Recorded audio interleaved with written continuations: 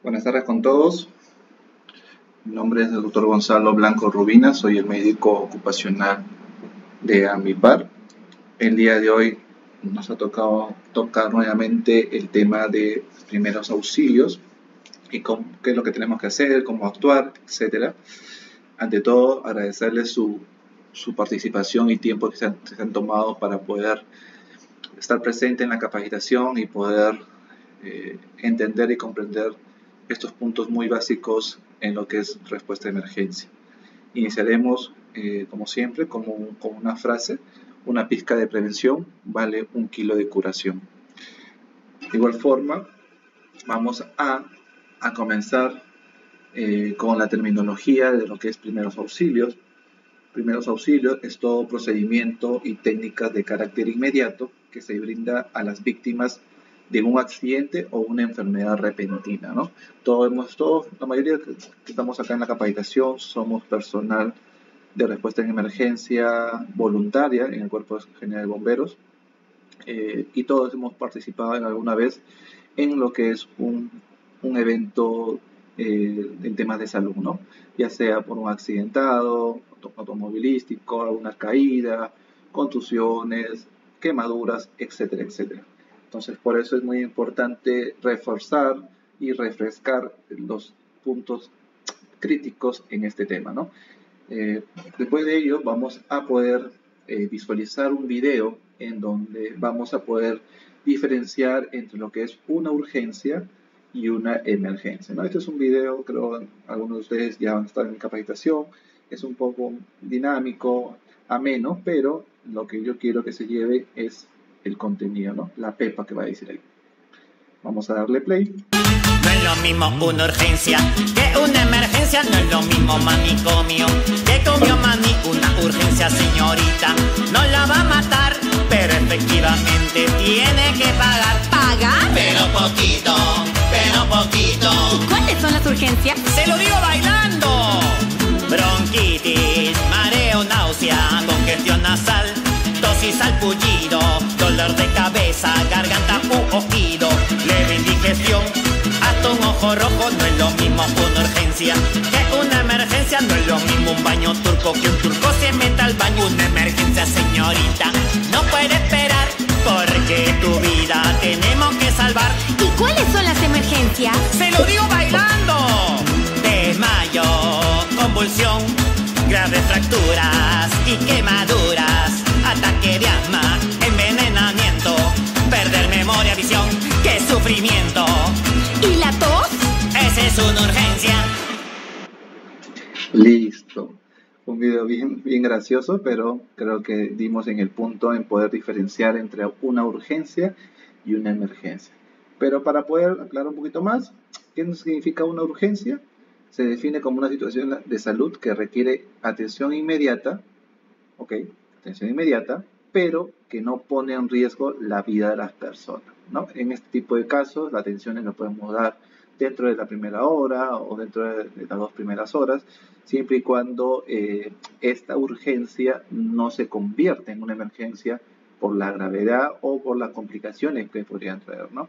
Una urgencia podría ser una tos exigente, pero si le agregamos hemorragia, una hemoptisis, que es una tos con sangre, ahí ya no sería una urgencia, sino sería una emergencia, ¿no?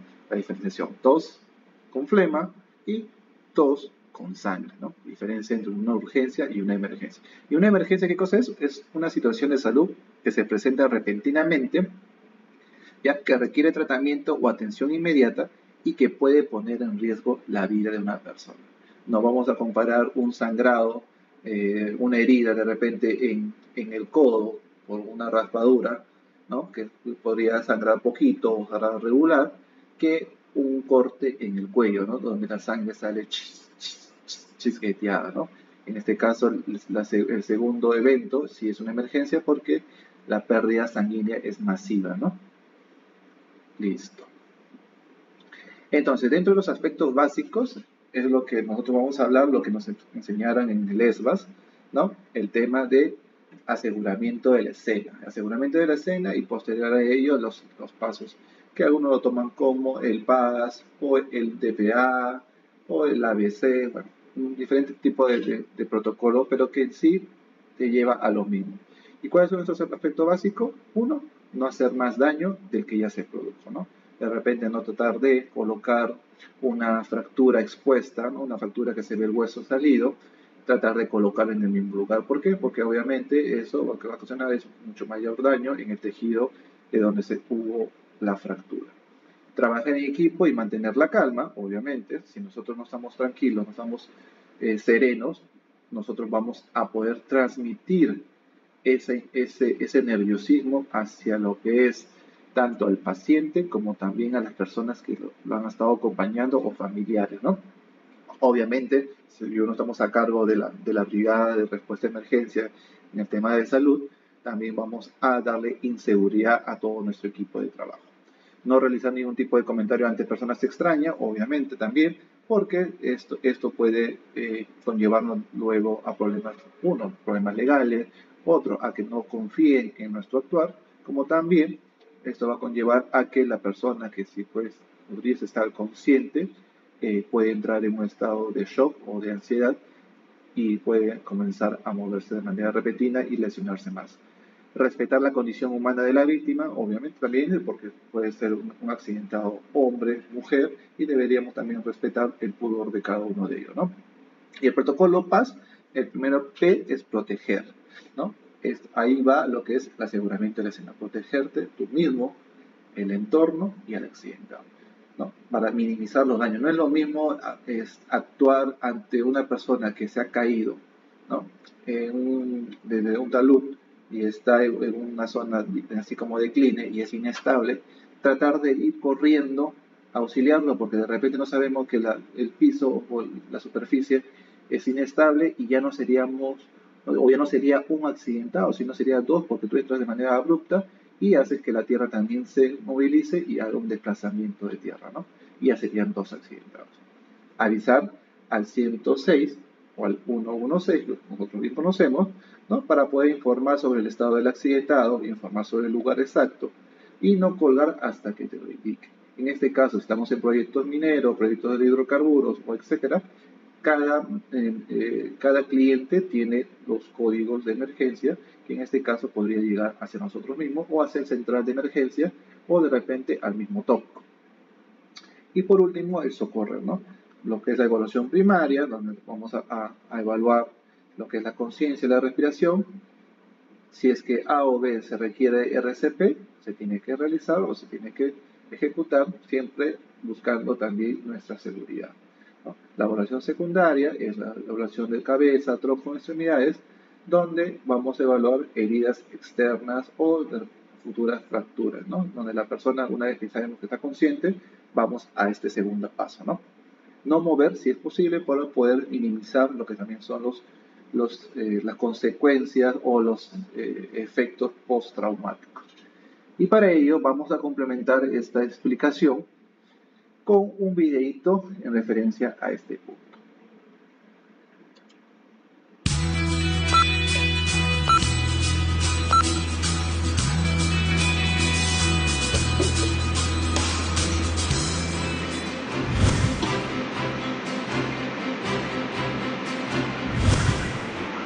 Todos los días estamos expuestos a situaciones que pueden afectar nuestra vida y no siempre estamos conscientes de ello.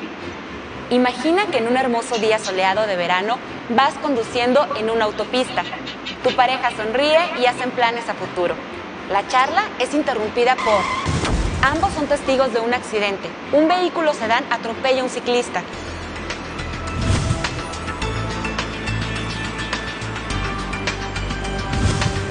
El ciclista queda tendido sobre la autopista en el carril de baja velocidad. Observas gran cantidad de sangre y heridas. Recuerdas que en tu cajuela traes un botiquín de primeros auxilios. Pero antes de bajarte del auto para atender en forma inicial la urgencia, debes evaluar la escena, que es el lugar donde se encuentra una persona enferma o lesionada a través de DPA. Detente, piensa, actúa. Después aplicarás las acciones correspondientes para aumentar las posibilidades de vida de la víctima. Conoce DPA. Antes de actuar, detente y analiza la situación.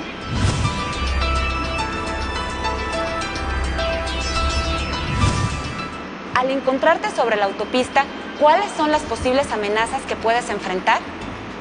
De no usar aislamiento de sustancias corporales y equipo de protección personal, ¿a qué riesgos te expones? ¿Hay algún peligro? ¿Puedes acercarte de manera segura? ¿Es necesario apagar el motor de algún vehículo? ¿Puedes aplicar barreras si fuera necesario? Mantente alerta a los posibles peligros, como el tránsito que pase por la zona.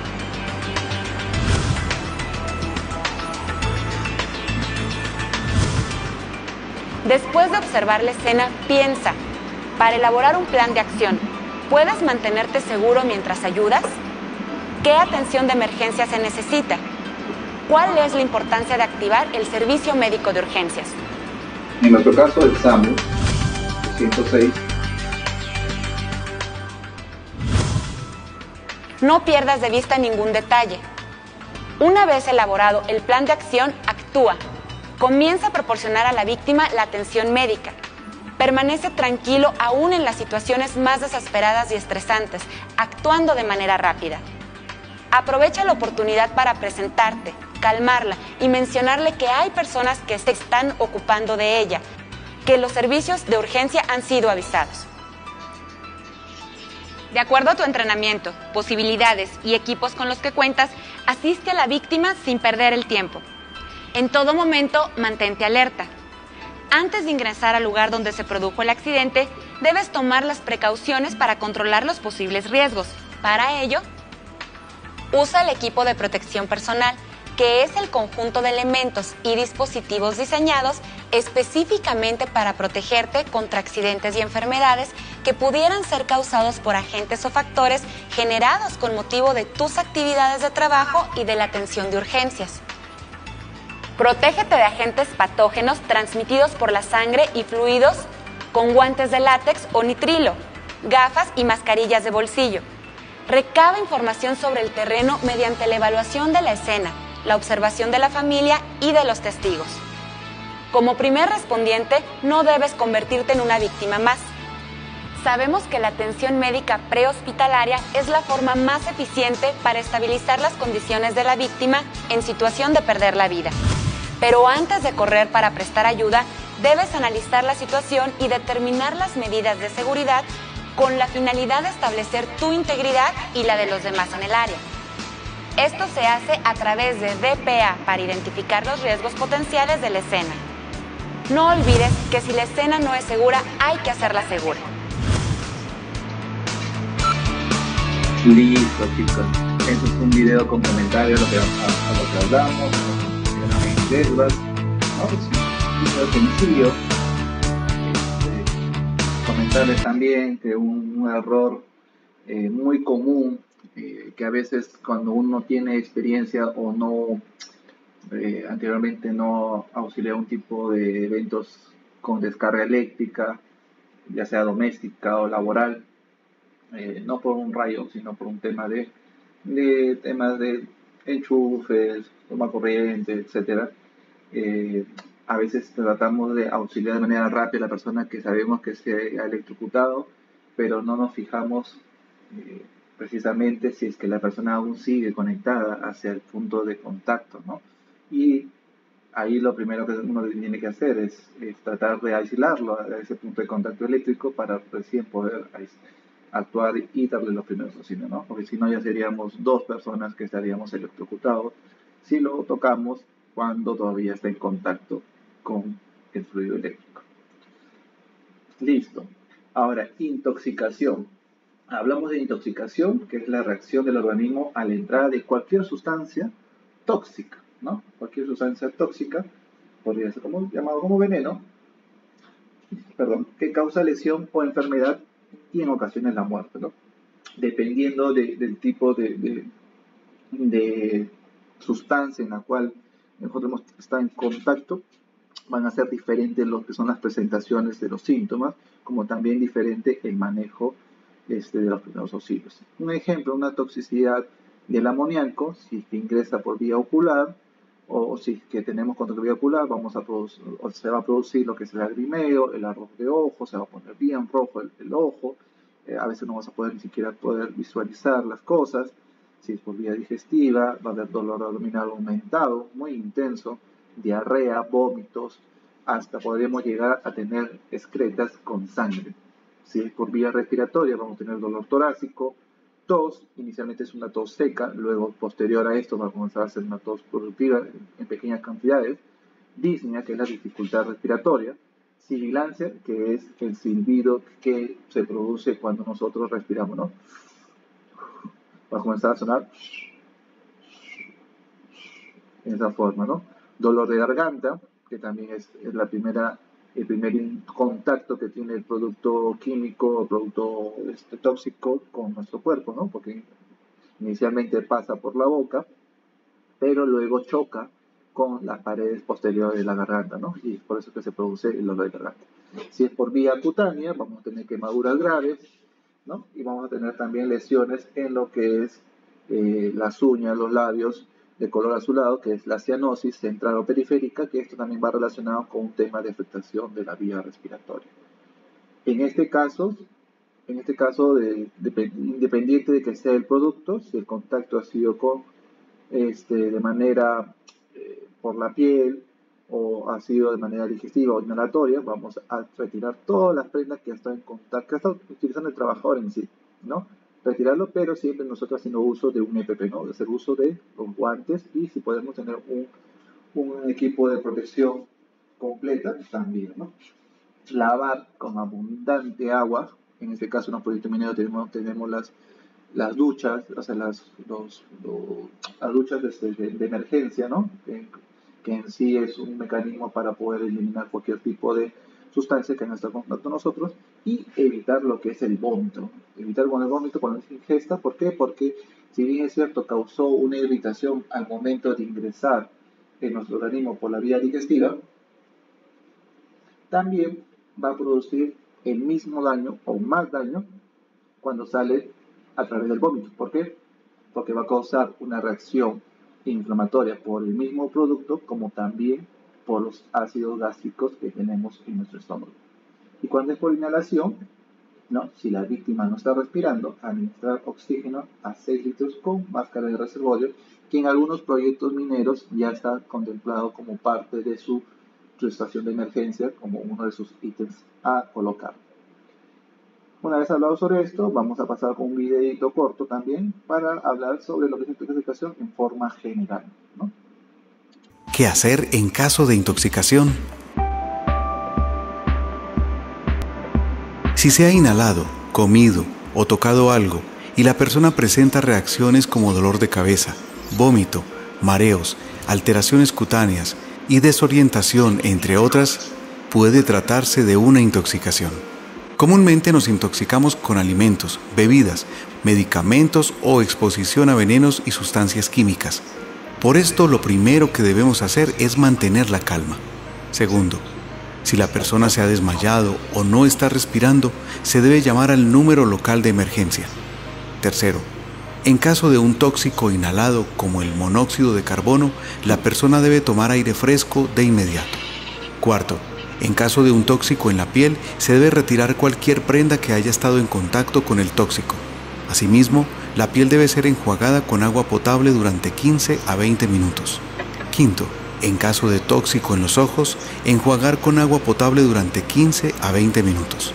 Sexto, en caso de un tóxico ingerido, no consumir nada ni inducir al vómito antes de consultar al médico. Ahora ya sabes qué hacer en caso de intoxicación. Recuerda la importancia de prevenir el contacto con sustancias que puedan ser perjudiciales para tu salud o la de los demás. Espero que esta información sea de gran utilidad para ti. Recuerda, tu salud guía para estar bien. Excelente. ¿Qué hacer? Ahora, empecemos el tema de hemorragia, ¿no? Y vamos a hablar de menos a más. Una hemorragia nasal, que es una de las más comunes de las hemorragias que tenemos, más aún cuando la persona o el trabajador o nuestro familiar vive o trabaja o viaja hacia la sierra, ¿no? Por un cambio de presión atmosférica en las alturas y por falta también de oxígeno o aumento de oxígeno dependiendo del caso, ¿no? Si de repente la persona tiene algún tipo de enfermedad respiratoria, va a ocasionar de que los vasos sanguíneos que están cerca o están dentro de lo que es la nariz haga una vasoconstricción masiva o severa y esto produzca una ruptura de los mismos, ¿no? Y va a ocasionar lo que es la hemorragia nasal o también denominado epistaxis, ¿no? Lo normal o lo que nos enseñaban las mamás o lo que normalmente se hace es realizar una presión en la nariz, ¿no?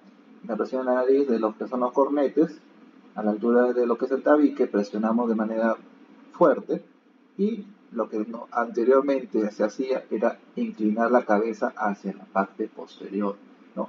Cosa de que no es lo adecuado. ¿Por qué? Porque si nosotros hacemos eso y no presionamos adecuadamente lo que es el tabique nasal, vamos a ocasionar que los vasitos que no han sido comprimidos comienzan a producir también comienzan a emitir lo que es la sangre y por ende, por gravedad, toda esa sangre se va a ir hacia nuestra vía respiratoria o digestiva y si es hacia la vía respiratoria va a ocasionar un ingreso hacia los alvéolos y por ende podría ocasionar una neumonía aspirativa que es un cuadro de emergencia muy fulminante.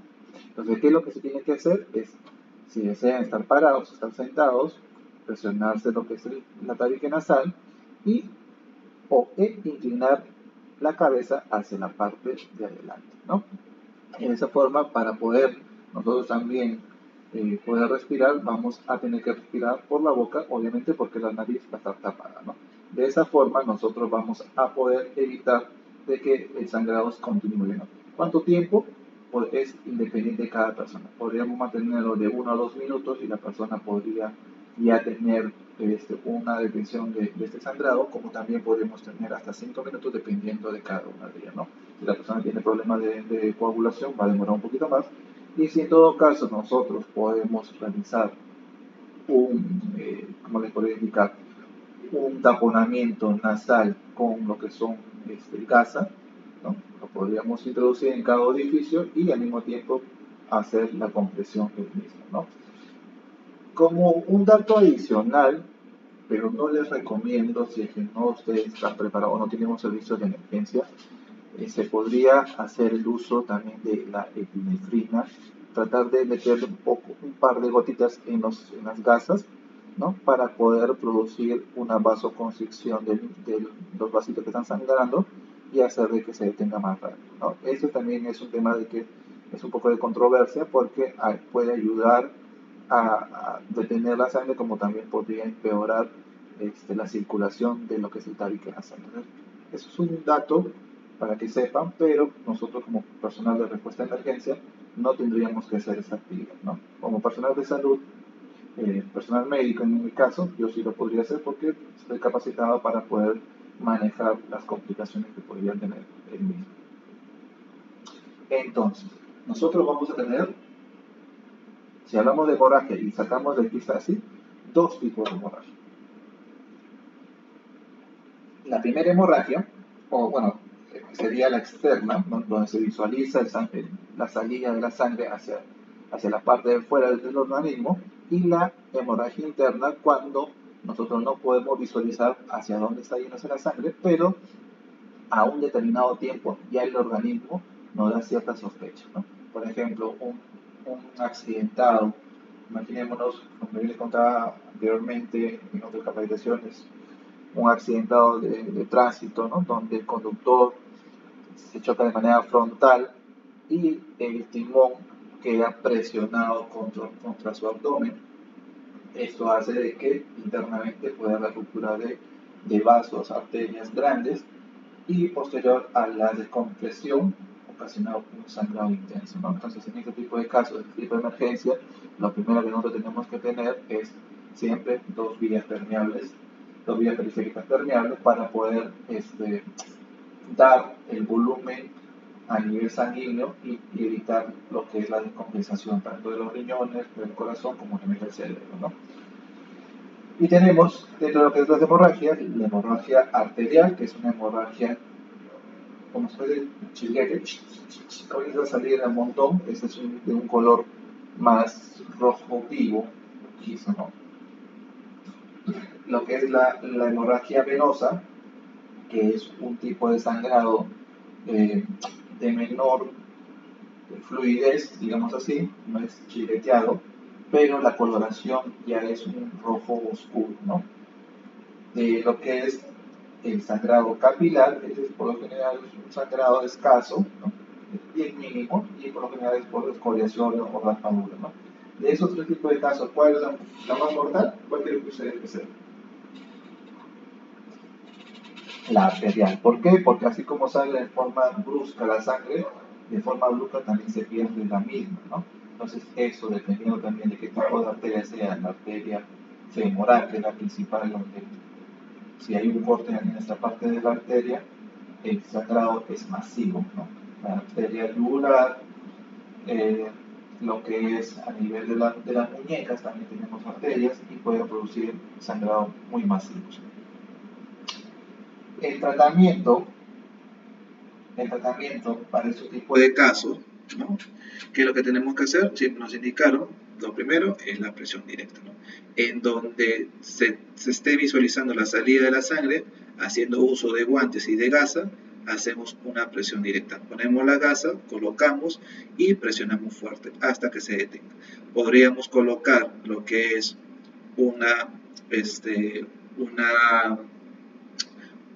un vendaje o esparadrapo para poder asegurar esta presión directa y poder visualizar los cambios en la coloración del mismo, ¿no? De la misma gasa.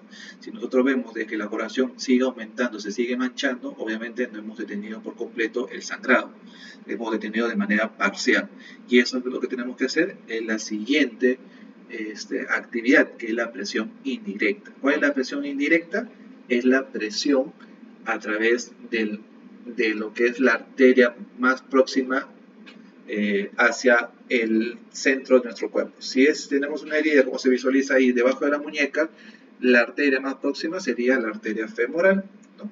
Entonces lo que tendremos que hacer, presión directa en la herida, presión indirecta en la arteria femoral, y por último podemos hacer la elevación del brazo afectado, o bueno, el miembro afectado sería brazo, pierna también podemos elevarlo, y de esta forma nosotros poder realizar de tres formas o de tres actividades lo que es la disminución del sangrado, ¿no? Si nosotros hacemos la elevación, ¿cómo vamos a detener la sangre? Por gravedad, ¿no? Vamos a hacer que la sangre ya no llegue hacia la parte superior de nuestro cuerpo, porque la gravedad va a hacer de que la misma sangre trate de bajar, ¿no? Y es por eso de que nosotros vamos a ver un videito actualmente para poder aclarar también alguna duda que ustedes puedan tener en este tipo de casos.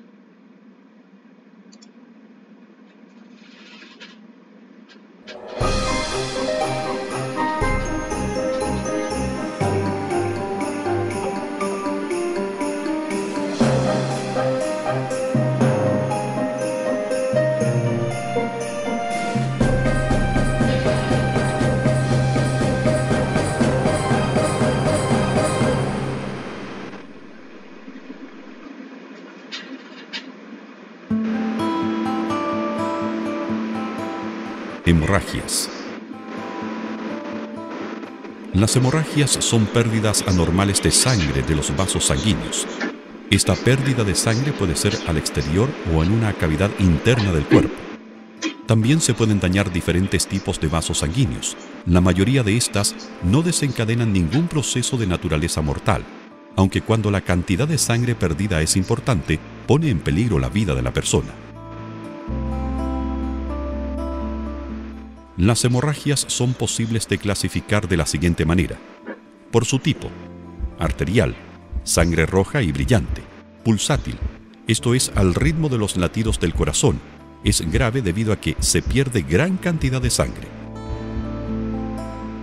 venosa, sangre oscura, sale en flujo continuo; capilar, sale a gotitas. Según su naturaleza: interna, hemorragias digestivas; externa, heridas. Las hemorragias pueden ser espontáneas, por deficiencias en coagulación sanguínea, por toxicidad o efectos secundarios de medicamentos, por envenenamiento, por lesiones ulcerosas externas como consecuencia de traumatismos en que además se ha lesionado secundariamente un vaso sanguíneo. por lesiones ulcerosas internas, como sería el caso de una hemorragia digestiva. Es por la ruptura de un gran vaso en la mucosa gástrica lesionada. Eventualmente puede ser causado por estrés, especialmente del trauma. Traumáticas, que son las más frecuentes, y es por ruptura de vasos sanguíneos. Hemorragias externas. ¿Qué hacer? La detención de la hemorragia arterial o venosa de grandes vasos se lleva a cabo mediante procedimientos mecánicos o físicos. Coagulación sanguínea. Corresponde a una serie de procesos biológicos cuyo propósito es detener la hemorragia. En condiciones normales se produce espontáneamente y puede ser suficiente para producir hemostasia, es decir, la contención de la hemorragia. Solo los grandes vasos sangrantes, especialmente arterias, necesitan intervención externa para detener el flujo de sangre. Dentro de los métodos físicos, el más usado es la compresión digital directa con apósitos o compresas. Consiste en presionar sobre la herida hasta que cese el sangramiento o hasta ser atendido en un centro asistencial. Si no cesa la hemorragia o se empapa de sangre el apósito, no lo retire. Sobre ese apósito coloque otro para no retirar el coágulo que se está formando.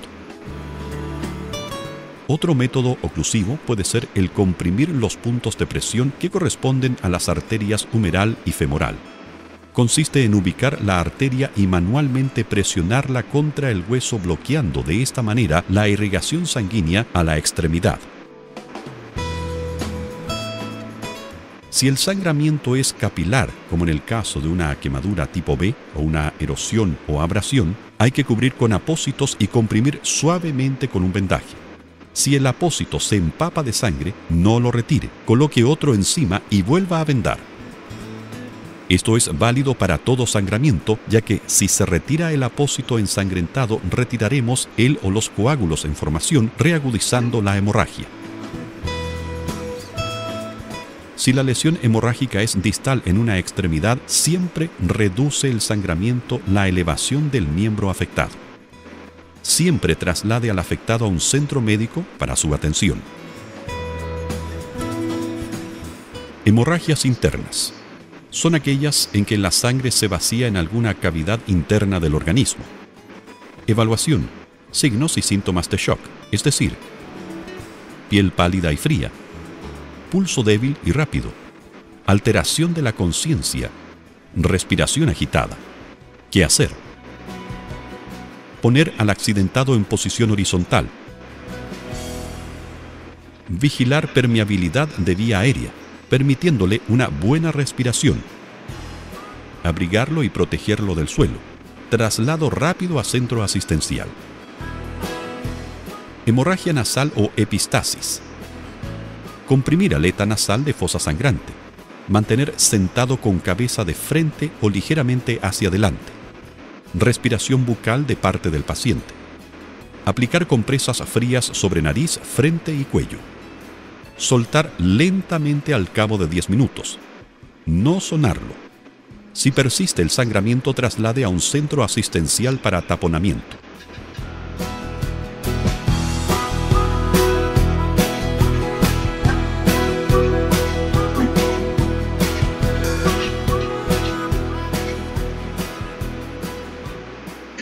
Listo. Con este video creo que queda todo claro en temas de lo que es hemorragia tanto externa como interna, ¿no? Así como también de epistaxis. Y el siguiente punto sería ya cuando es una hemorragia masiva, ¿no? En casos extremos, como les he colocado acá, va a ser el uso del torniquete, ¿no? ¿Qué es lo que se hace o en qué casos se puede utilizar el torniquete? Cuando la hemorragia es masiva, cuando vemos que es una hemorragia a nivel de la arteria cubital, humeral, debajo detrás la poplitea, detrás de la rodilla, ¿no? Hemorragias que a veces lo vemos, a veces por cortes, a veces por amputaciones, ¿no? En lo cual la presión directa ya no va a ser tan útil, digamos así. Entonces, ¿qué es lo que tenemos que hacer? Es colocar un apósito rígido sobre la arteria, ¿no? Si es que no tenemos lo que es el torniquete en sí, el torniquete que se utiliza en el ejército, es un torniquete especial, ¿no? En donde tenemos que hacer uso de esto por encima de la lesión, aproximadamente por encima de lo que es la articulación más próxima.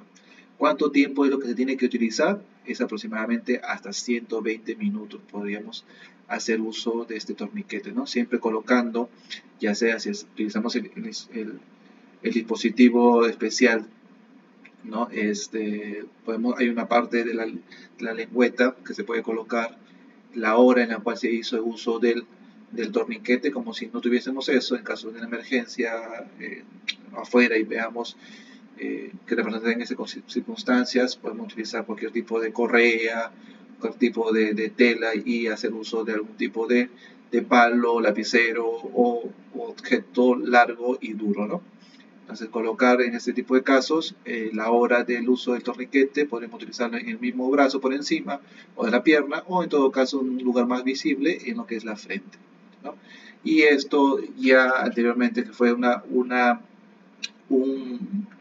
un tema de discordancia entre personal de salud, médicos de respuesta a emergencia, etcétera, y personal de cardiología o de trauma, indicaban que perjudicaba, producía acidosis, producía muerte de las células, de las zonas próximas, y se tenía que hacer una descompresión cada 15, cada 10 minutos para poder dar irrigación, ¿no? Ya se demostró que el organismo puede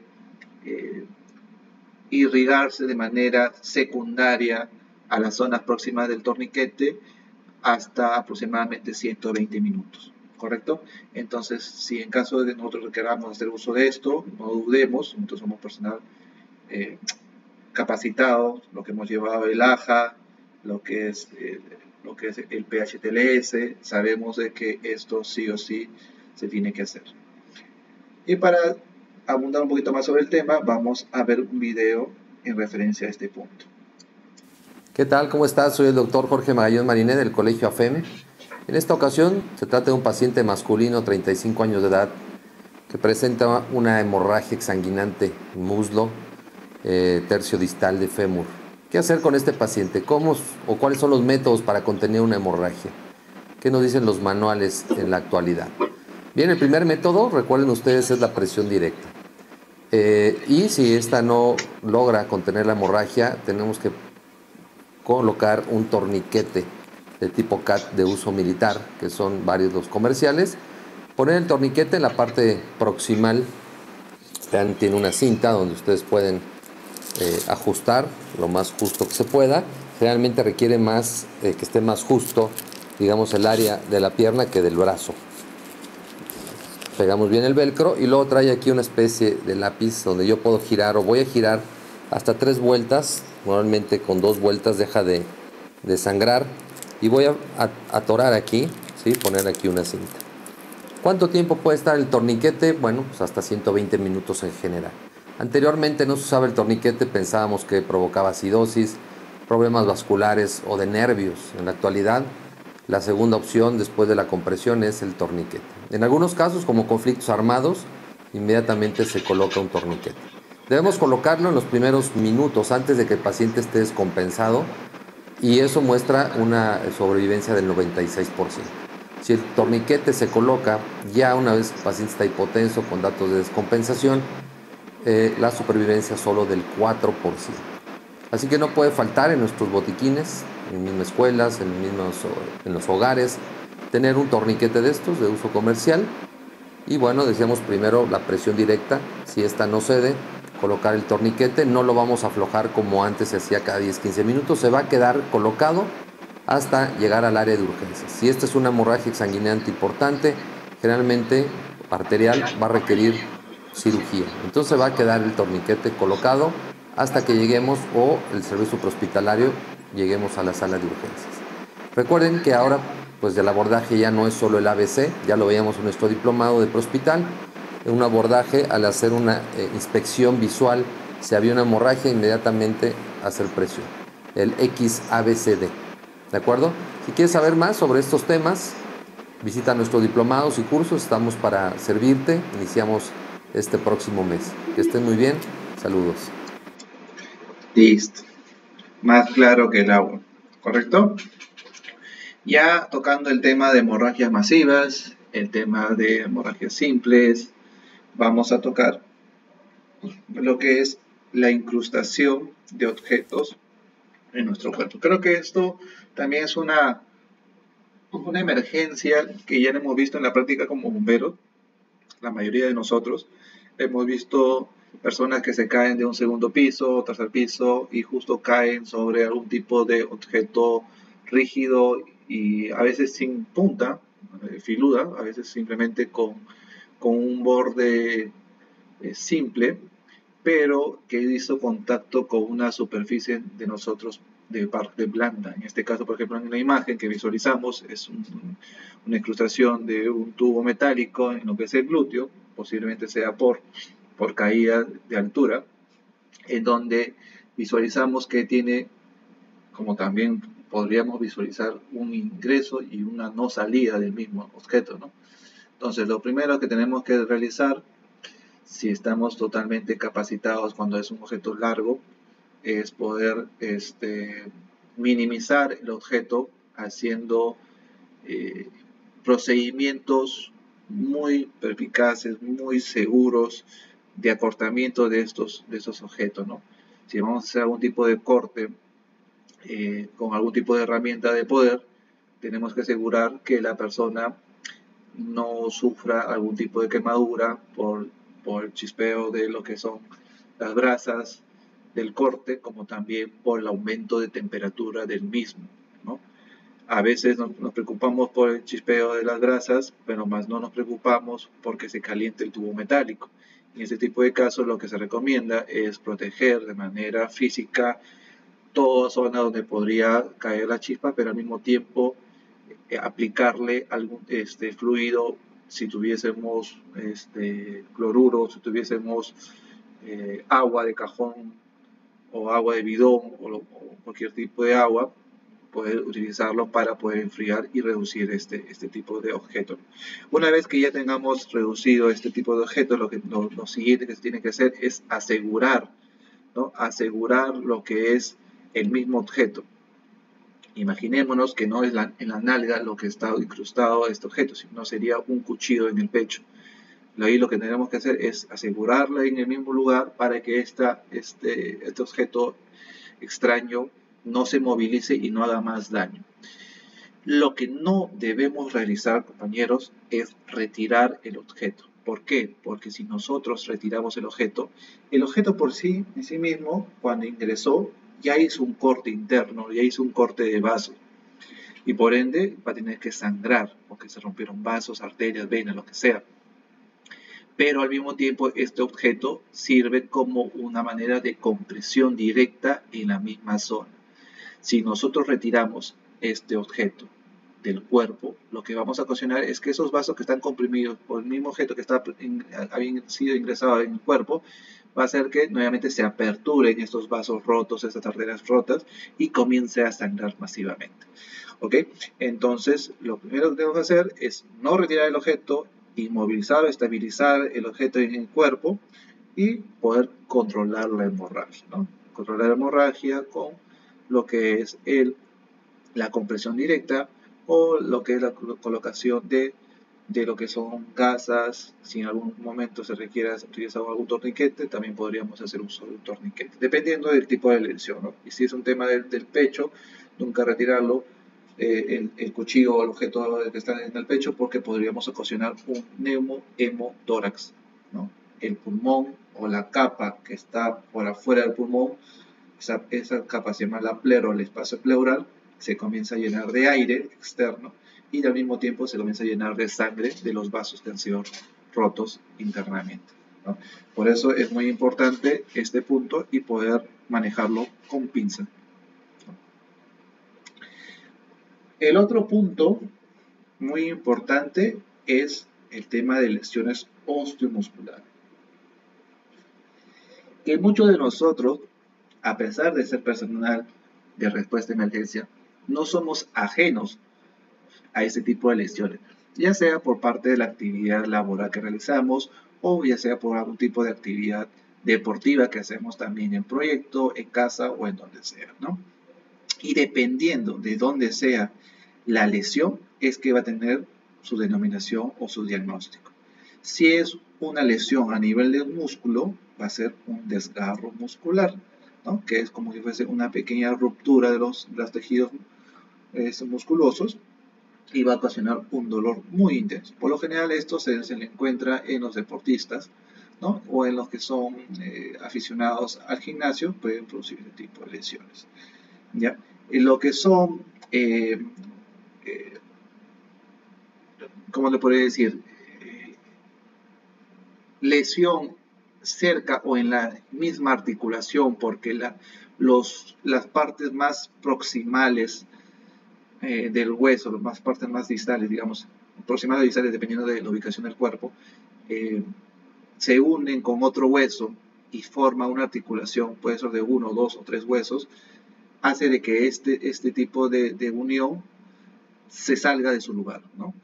Ese es el caso de cuando hay la luxación.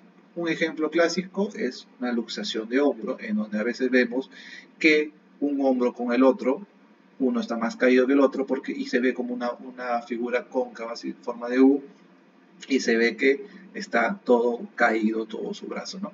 En este tipo de casos es una luxación y lo que se tiene que hacer es una reducción, ¿no? Una colocación bajo un procedimiento adecuado que actualmente nosotros como personal de respuesta a emergencia no estamos acreditados a realizarlo, pero sí un personal de salud es capacitado, ¿no?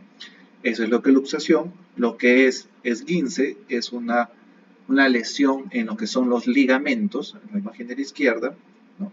En donde se puede ver un esguince de primero, segundo o tercer grado, dependiendo de lo que es la lesión en este ligamento o tendón, ¿no?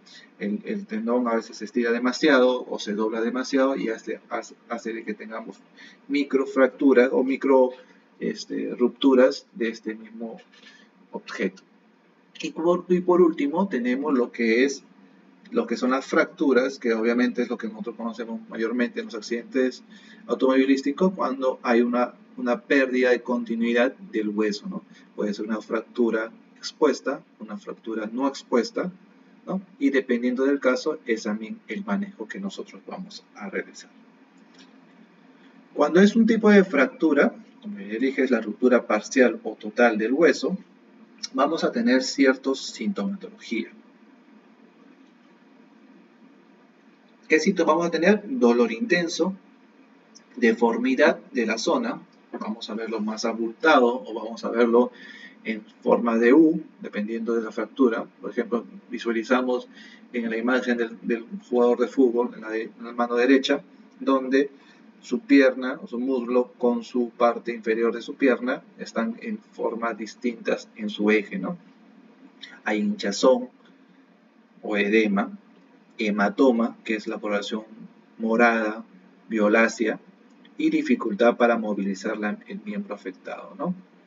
En este tipo de casos, dependiendo del tipo de fractura, vamos a actuar. Si es una fractura no expuesta, lo primero que se tiene que hacer es inmovilizar. Así de simple. Inmovilizamos el miembro afectado y listo. Pero si es una fractura que es expuesta, ¿correcto? Vamos a tener que colocar una gasa para poder evitar o contener el sangrado con una presión moderada y al mismo tiempo hacer un uso de una férula para poder inmovilizar. No debemos caer en el error de personas que no son capacitadas de tratar de colocar este hueso en su mismo lugar. ¿Por qué? Porque el hueso cuando se rompe forma en ambas partes que está roto bordes filosos y al tratar de colocarlo en ese mismo lugar lo que va a hacer es que como si fuese borde filoso, como si fuese un cuchillo, ingresa nuevamente en la zona afectada y corta más la lesión, ¿no? En este caso, gasa, vendamos un poco, hacemos la inmovilización con férulas y trasladamos al paciente, ¿correcto?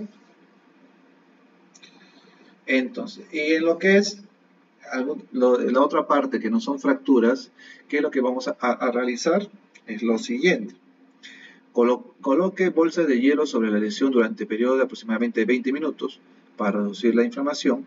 Repetir de 2 a 3 veces al día. Envuélvalo el hielo en un pedazo de tela y no lo aplique directamente sobre la piel. ¿Por qué? Porque si no va a producir una quemadura nuevamente de primero o segundo grado. Envuelva firmemente un vendaje alrededor de la zona afectada, pero no apretado, para limitar el movimiento, usando lo que son las férulas o las tablillas, ya sea las férulas neumáticas, las férulas con las tablillas de madera, si es que fuese necesario.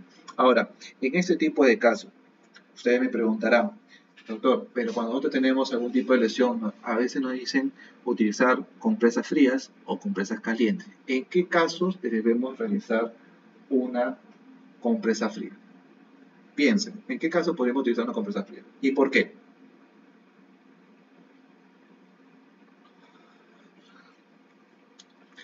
Compresas frías se utiliza necesariamente cuando el evento es agudo. ¿Por qué? Porque cuando sufrimos algún tipo de lesión osteomuscular, lo primero que nuestro organismo va a querer hacer es tratar de curarlo. ¿Y cómo es la forma de tratar de curarlo? Va a comenzar a aumentar el fluido sanguíneo. Fluido sanguíneo. Y en ese tipo de reparación de los tejidos que se rompieron o se lesionaron, lo que va a comenzar a producir también es sustancias que son tóxicas para nuestro organismo en la zona afectada. Entonces, lo que va a tratar de hacer la compresa fría es tratar de hacer una vasoconstricción de la zona para reducir esos efectos nocivos, esas toxinas, ¿no? Sí se llama citocinas, para poder reducir la inflamación. De esa forma nosotros vamos a reducir la inflamación, pero al mismo tiempo vamos a tratar de llevarlo al área de salud para que se le dé un manejo farmacológico. ¿Y por qué compresas calientes? ¿O en qué casos compresas calientes?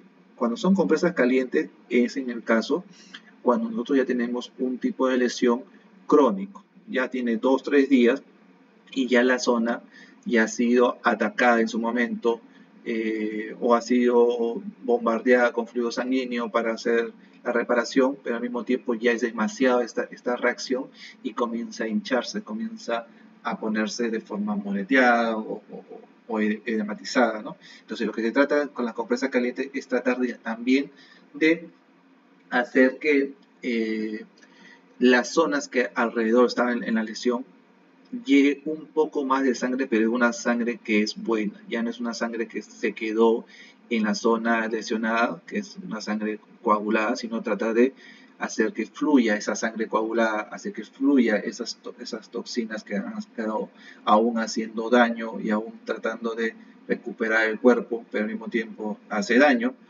haciendo de que comience a renovarse ese tipo de sangre. Entonces, de esa forma tratamos de que la zona se recircule con nueva sangre, con nuevas sustancias que puedan mejorar la lesión. 3. Mantenga elevada la articulación inflamada por encima del nivel del corazón, incluso mientras duerme. ¿Por qué? Porque de esa forma vamos a tratar de reducir de que la zona afectada se comience a hinchar, ¿no? Un miembro afectado siempre estando por debajo de nuestro punto de gravedad va a hacer de que comience a hincharse porque no hay una buena circulación. Administrar analgésicos ya de manera tópica o de manera vía oral, dependiendo de la circunstancia y si es que también ha sido aprobado por el personal de salud que te está atendiendo. La mayoría de las veces el esguince leve sanará de 7 a 10 días. El leve. Puede pasar varias semanas para que el dolor desaparezca después de un esguince grave, ¿no? Un esguince grave es porque ya ha habido una cierta porcentaje elevado de ruptura o de lesión del mismo. No siempre es ruptura, ojo, a veces es ruptura solamente de los vasos sanguíneos que están cerca a este tipo de elemento, más no es una lesión del mismo esguince. ¿Correcto? Lo que no se debe hacer, nunca mueve la parte afectada si es que no estás totalmente capacitado y lo que trata es inmovilizarlo. No hacer masaje, no trate de colocar el hueso en posición normal, no vendar o atar con fuerza, no amarrar con alambres, cordones o pitas. Pero en el último punto, cuando es una emergencia y no tienes nada, todo te puede servir, ¿no? Como te digo, es un riesgo controlado lo que vamos a tener que hacer.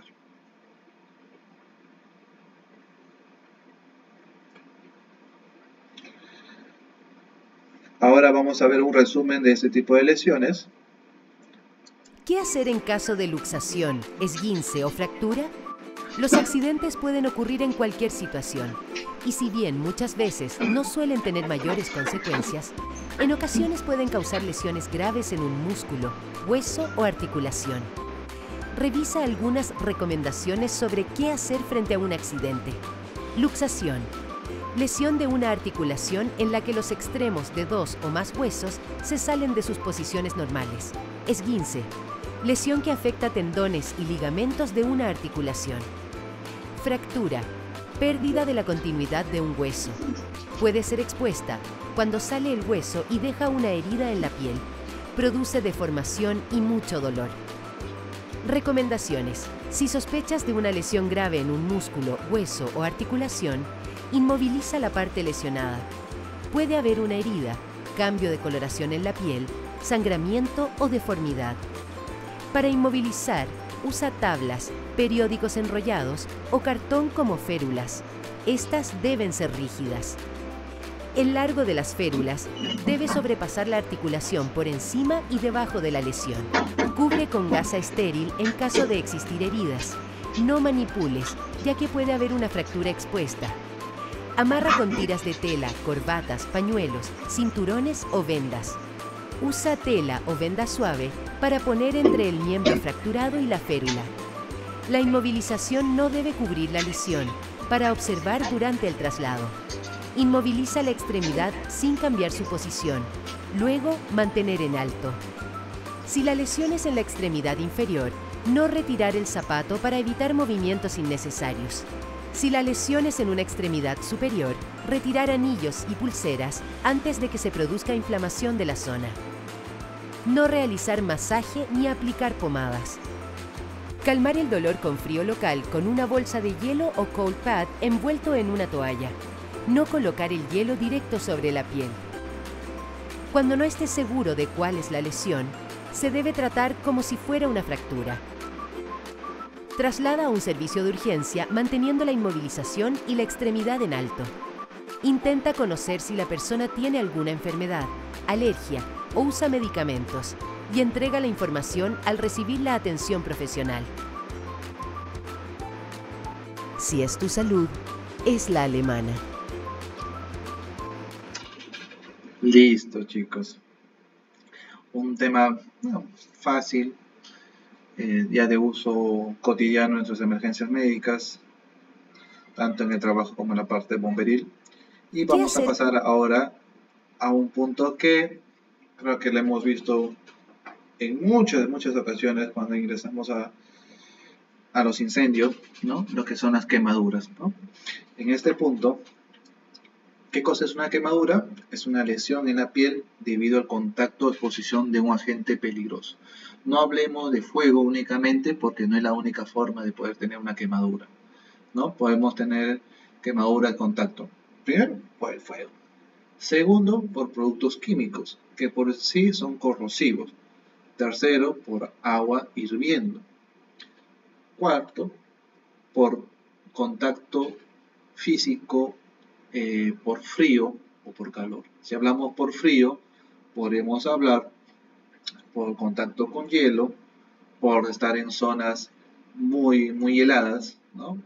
Por ejemplo, en Pasco, estar en ropa interior y estar al simple ambiente y que sea una noche con temperaturas muy bajas, esto también va a ocasionar una hipotermia y al mismo tiempo puede producir un tipo de quemadura en la piel. Zonas donde hace mucho calor, de igual forma, ¿no?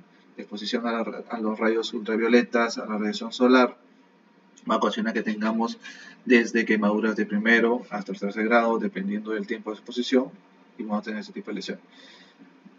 Por lo que son contacto con electricidad, también vamos a tener lo que son las mismas quemaduras, ¿no?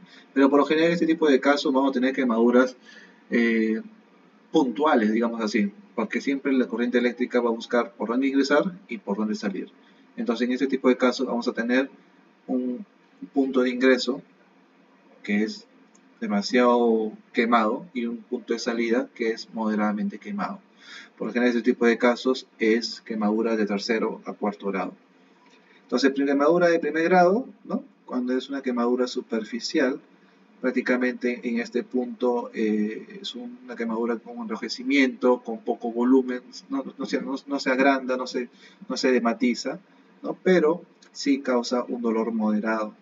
En este caso la lesión es a través de lo que es la epidermis, ¿no? Únicamente la epidermis. El segundo grado ya es una aparición de ampollas, ¿no? El dolor es muy intenso. Podemos tener ampollas, ampollas completas, o sea, estables, como también ampollas reventadas, dependiendo del caso, ¿no? Acá el dolor es muy intenso porque ya en la zona hay lugares donde es muy enervado y hace de que todo tipo de daño comience a mandar estímulos nerviosos al cerebro y ocasione que nosotros presentemos dolor.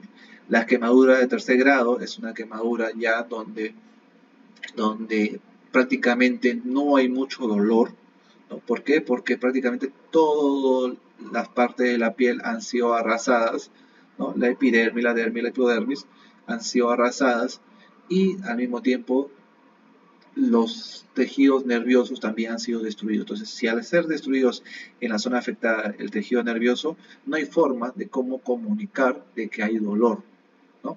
No hay forma de que comunicar de la zona afectada hacia el cerebro porque las terminaciones nerviosas han sido bloqueadas o eliminadas. Y por último, que no aparece acá en la diapositiva, es la quemadura de cuarto grado. Es una quemadura ya cuando el color es más marrón, más oscuro, puede llegar a lesionar o prácticamente lesiona lo que es el músculo, ¿no? Las fascias, el músculo, y podría llegar a lesionar también o quemar lo que es el hueso, ¿no? En este punto, lo que se tiene que hacer es irrigar con abundante agua, seque, sin flotar, aplicar crema para quemaduras o en estos casos, en algunos proyectos podemos tener lo que son las gasas parafinadas, que es una gasa delgada, pero que viene incluido con una crema antibacteriana y al mismo tiempo una crema refrescante que ocasiona un relajo, una sensación de frescura en lo que es la lesión quemada. Y por último, derive al centro de salud más cercano. Quemadura de tercer grado, para adelante, cubra la zona de la quemadura con una venda estéril y seco, si lo hay, o una tela limpia, y trasladarlo directamente. Ahí ya no hay de que lo irrigo, no. Si deseas, lo puedes irrigar, pero eso no, o sea, irrigar me refiero con aplicarle agua, pero eso no va a variar algún tipo de síntoma en el trabajador, compañero o familiar. Nunca arrancar la ropa pegada a la piel. ¿Por qué? Porque cuando ya ocasionó una quemadura, por lo general la prenda tiene algo de material sintético y ocasiona de que se pegue hacia la piel, y al momento de tratar de sacar esa prenda, lo que va a ocasionar es que salga consigo pedazos de piel o pedazos de músculo. Nunca aplicar cremas o ungüentos si es que tú no desconoces cómo realizarlo, ¿no? O cremas que ustedes piensen de que podrían servir y no ha sido catalogado o demostrado en un tipo de tratamiento contra quemaduras. Es por eso de que vamos a ver un video corto también en lo que es en referencia a lo que es el manejo de quemaduras y explicar un poquito más a detalle lo que les estuve indicando.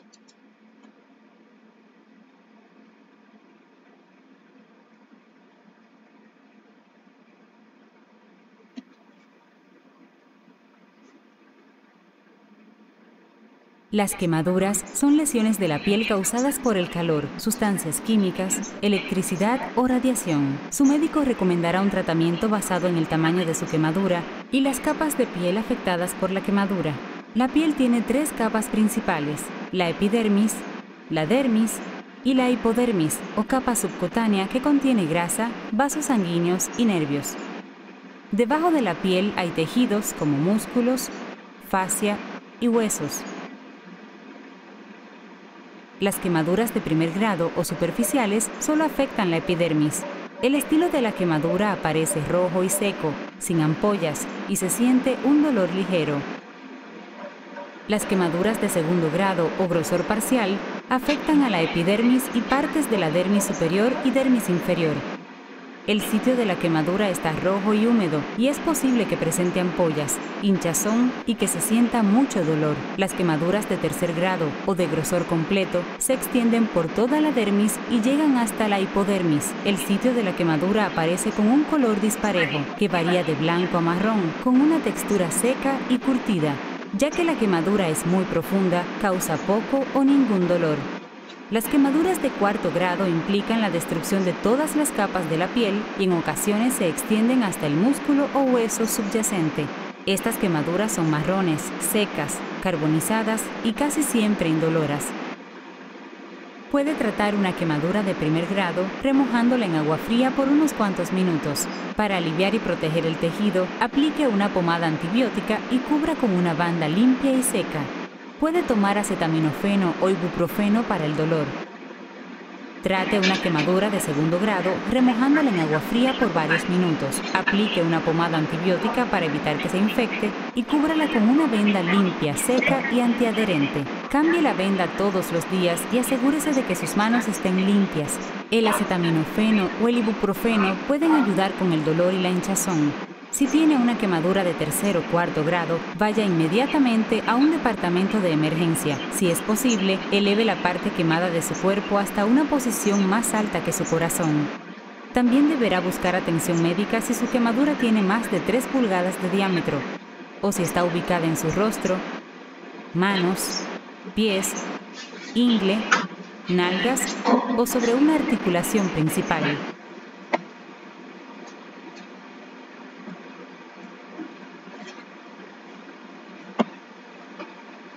Listo.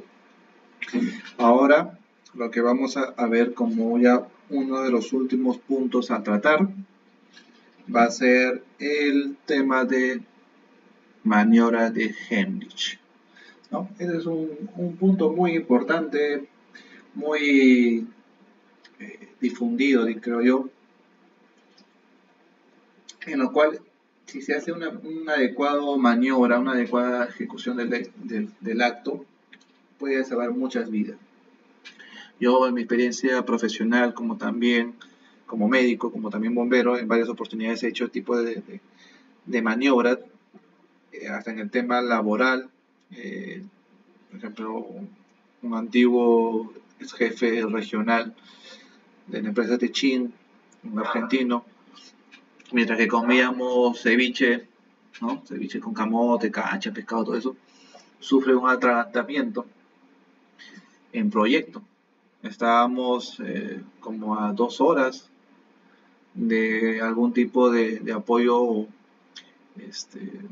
médico especializado, digamos así, porque nosotros teníamos nuestro propio tópico con nuestro propio personal, pero actuando de forma inmediata y al llamado pudimos resolver el hecho y pudimos salvarle la vida, ¿no? En este caso mi persona.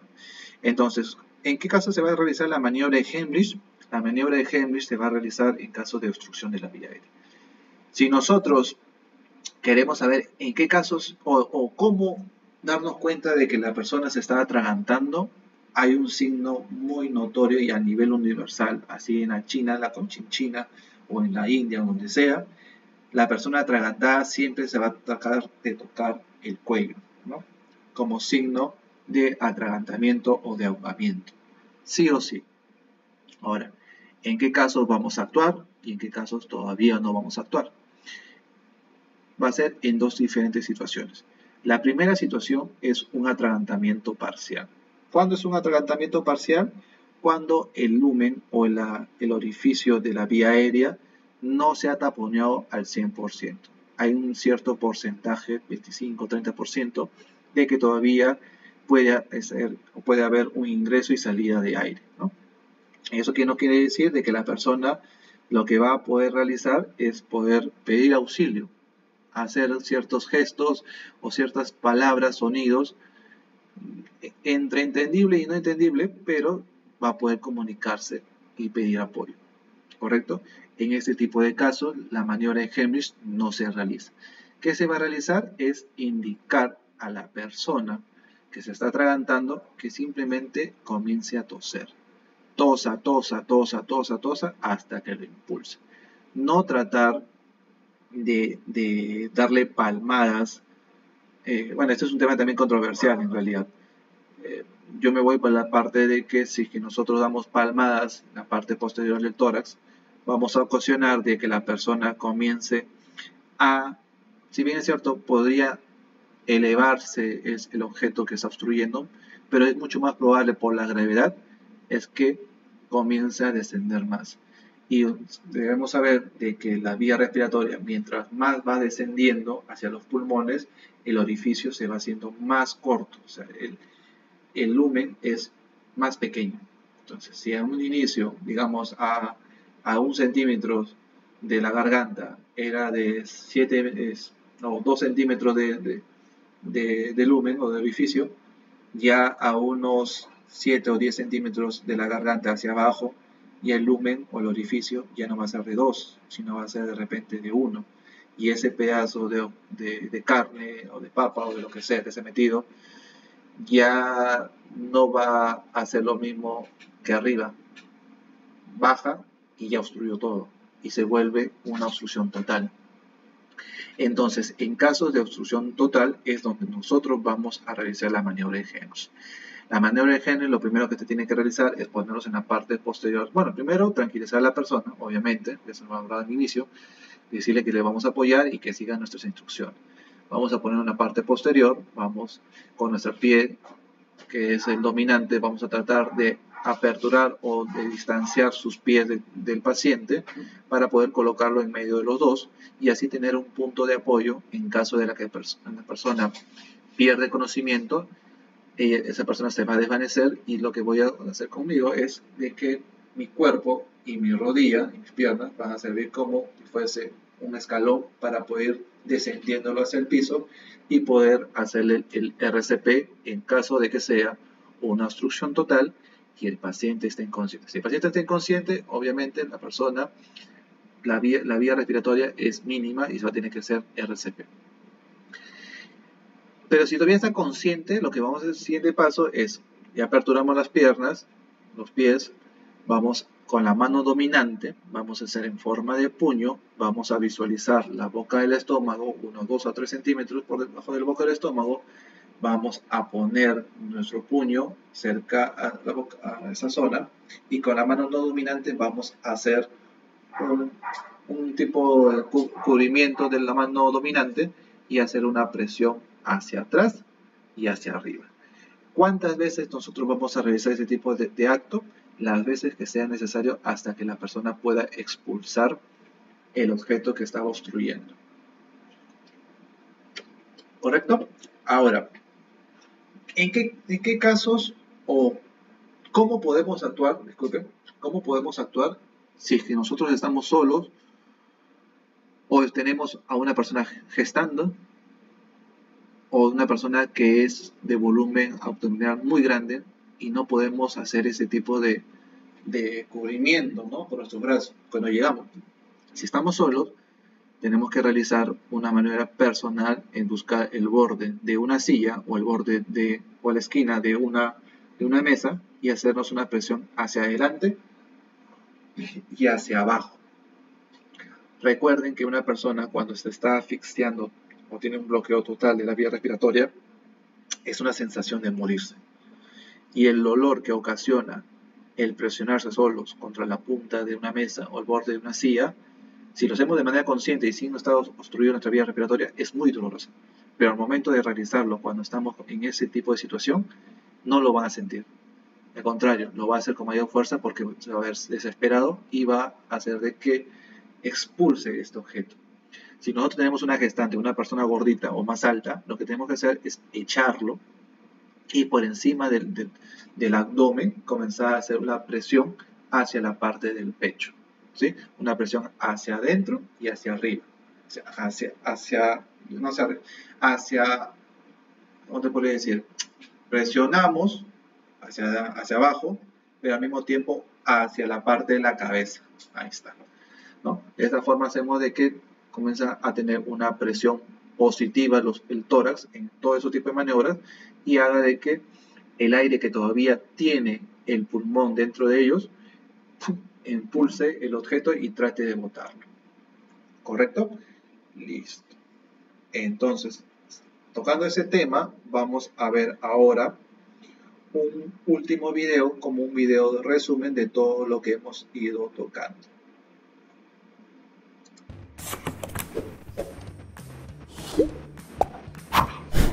En casos de emergencia, la primera cosa que se nos viene a la mente es el consejo de nuestros amigos y familiares.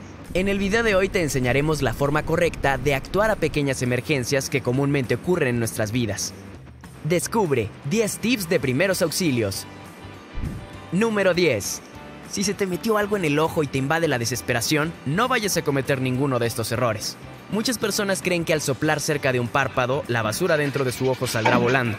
Otros intentan retirar el objeto con un pañuelo o con la misma mano. Ninguna de estas opciones es buena idea. Accidentalmente podrías lesionar la córnea. ¿Y qué decir de soplar o tocar el ojo? Al hacer esto, lo único que conseguirás es contaminarlo e irritarlo aún más. Lo adecuado es enjuagar los ojos con agua y, si es posible, colocar unas cuantas gotas humectantes. El líquido arrastrará el objeto hasta el borde del párpado, en donde saldrá libremente sin ninguna complicación y dolor. Número 9. Si alguien en tu casa se traga por accidente algún objeto, dependiendo de su forma y la reacción de la persona, deberás actuar de distinta manera. Si el objeto es redondo, sin bordes y pequeño, y la persona parece no sufrir de asfixia ni molestias al respirar, no te alarmes. Lo más probable es que sea expulsado a través de las heces. En caso de que a la persona le falte la respiración parcialmente, es decir, que aún puedan respirar pero con dificultad, no debemos de darles golpes en la espalda. Aunque en ciertos casos funciona, la mejor opción es animar a la persona a toser más fuerte. Esto hará que sea más fácil expulsar el objeto atascado. La situación más grave sucede cuando la vía aérea está completamente obstruida. Aquí la persona no es capaz de toser ni respirar. En este caso sí hay que dar 5 golpes en la espalda entre los dos omóplatos. Si no se consigue que expulse el cuerpo, habrá que practicar la maniobra de Heimlich. Si el cuerpo ingerido es cortante o punzante, por ninguna manera se debe inducir el vómito o practicar ninguna de las técnicas anteriores. Si esto ocurre, inmediatamente acude al hospital. Número 8. Si a causa de un accidente o por alguna otra razón ingeriste algún líquido venenoso, no provoques el vómito.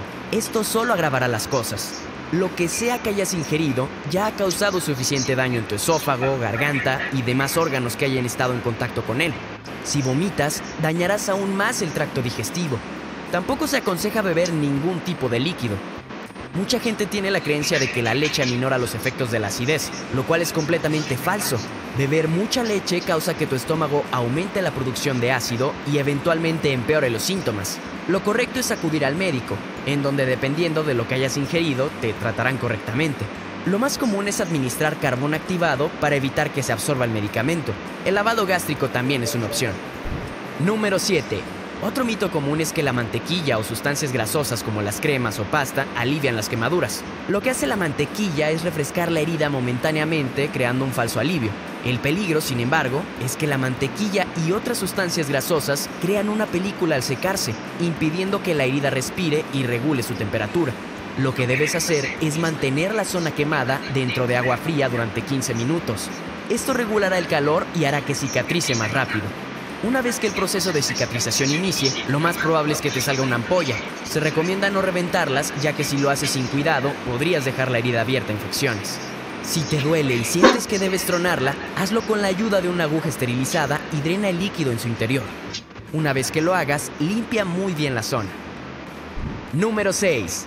La próxima vez que te sangre la nariz, evita introducir trozos de cualquier material a modo de tapón. Tampoco se recomienda acostarse o inclinarse hacia atrás para evitar que la sangre gotee. Al hacerlo, lo único que conseguirás es tragar e inhalar sangre, lo que te hará toser e irritará aún más tu nariz. Lo primero que debes hacer es guardar la calma y sentarte. Aprieta suavemente la porción blanda de la nariz con tu dedo pulgar e índice durante 10 minutos. Es importante asegurarse de esperar el tiempo suficiente para que el sangrado se detenga. Si no, este podría volver con más fuerza. Número 5. Si algún día eres testigo de un accidente de tránsito, debes evitar trasladar o mover a las personas implicadas a menos de que estén en peligro de muerte. Como por ejemplo, que el vehículo se incendie o la persona se encuentre en una situación que amenace su vida, como por ejemplo que sufra de un paro respiratorio. Lo correcto es asistir a los accidentados, pero no intentar moverlos hasta que llegue la ambulancia. Es posible que después de la colisión, el herido haya quedado en una posición estable y al manipularlo podemos romper esa estabilidad. Esto podría causar fracturas, rotura de arterias y daños en la médula espinal. Número 4. Similar al caso anterior, jamás debemos de dar ni sacar nada del cuerpo de un accidentado. Esto incluye el no darle de beber ni de comer y mucho menos administrar ningún tipo de medicamento. Tampoco debemos extraer nada que se le haya clavado en el cuerpo o en la cabeza del herido. No importa si la víctima lo pide a causa del dolor, piensa que lo estás haciendo por su bien. Si le damos algo que pudiera ingerir, incluso agua, podemos estar dificultando las medidas médicas posteriores, como es el caso de la intubación. Y si extraemos algo que se haya quedado clavado, podemos ocasionar una hemorragia severa. Número 3. Los desmayos ocurren comúnmente. Cualquier persona puede desvanecerse en un segundo. Por ello, es importante saber cómo actuar si alguien cerca de ti se desmaya. Lo primero que debes saber es lo que no tienes que hacer. No trates de levantarlos ni rociar agua fría sobre su rostro. Esto solo agravará el espasmo. Lo primero que debemos hacer es restablecer el flujo sanguíneo al cerebro. Esto lo conseguiremos elevando sus piernas aproximadamente a 30 centímetros, ya sea con un cojín o un objeto cercano. Desabrocha collares, ropa o cinturones apretados. Esto mejorará la circulación y ayudará a que recupere el conocimiento. Es importante que no le des nada de comer o beber hasta que se recupere por completo. Número 2. ¿Frío o caliente? Estas son dos de las terapias más comunes para aliviar los dolores musculares o molestias en las articulaciones. El problema es que la mayoría de nosotros no sabemos cuándo usar una u otra. Por lo general, una lesión nueva suele causar una inflamación en la zona afectada, por lo que aplicar frío es mejor opción. Esto reduce el flujo sanguíneo y, por lo tanto, evita que se produzca una mayor inflamación y dolor. El frío es buena terapia para aliviar esguinces, golpes, dolores musculares y moretones en la piel. En cambio, debemos aplicar calor cuando el dolor sea recurrente. El calor transporta sangre a la zona afectada, la cual suministra los nutrientes que el tejido necesita para sanar. También puede incrementar la flexibilidad de los tendones y músculos.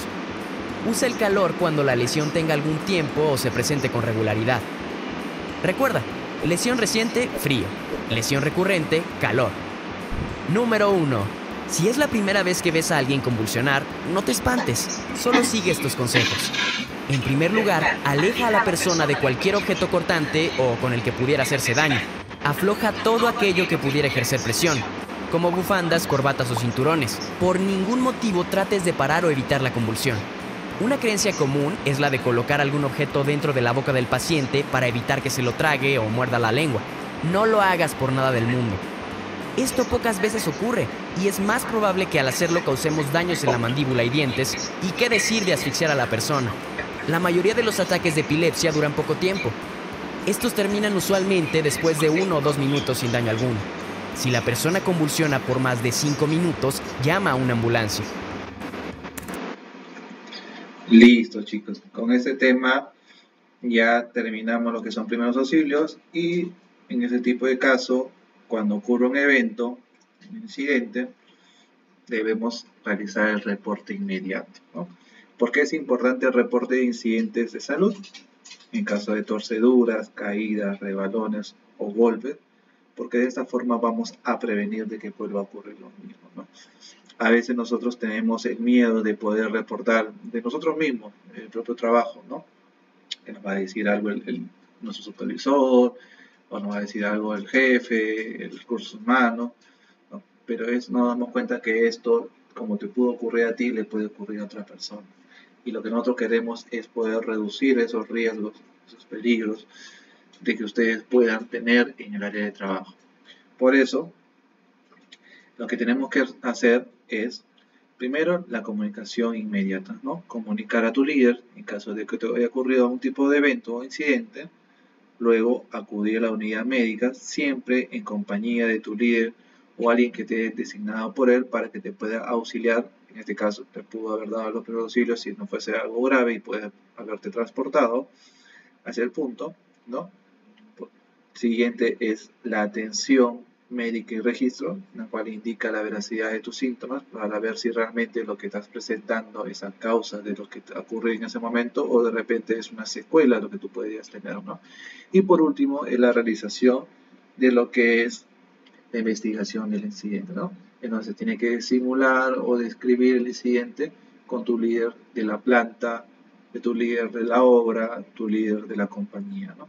Dependiendo de dónde haya ocurrido este tipo de evento. Listo, chicos. Eso sería todo por mi parte.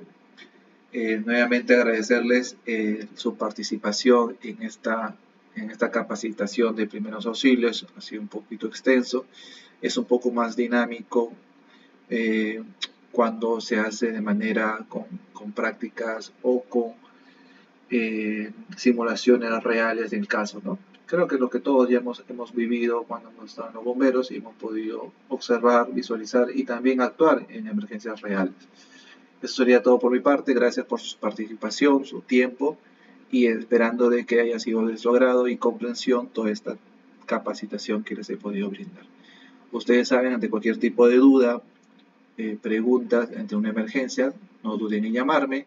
Ante un tipo de consultas en lo que son sus exámenes médicos, cuentan con mi número. Si no, le piden al supervisor de su proyecto o al señor Omar, en caso de que no tuviese algún tipo de responsable o recursos humanos, podría ser Idalia o a otro tipo de personas como el jefe de operaciones, el coordinador de operaciones, el cual ha sido designado por cada proyecto, y yo estaría gustosamente en poder darles el apoyo necesario para poder resolver todas sus dudas. Cuídense mucho, chicos. Eso sería todo por mi parte. Hasta otra oportunidad. Que tengan un buen turno. Buenas tardes. Muchas bendiciones. Hasta luego.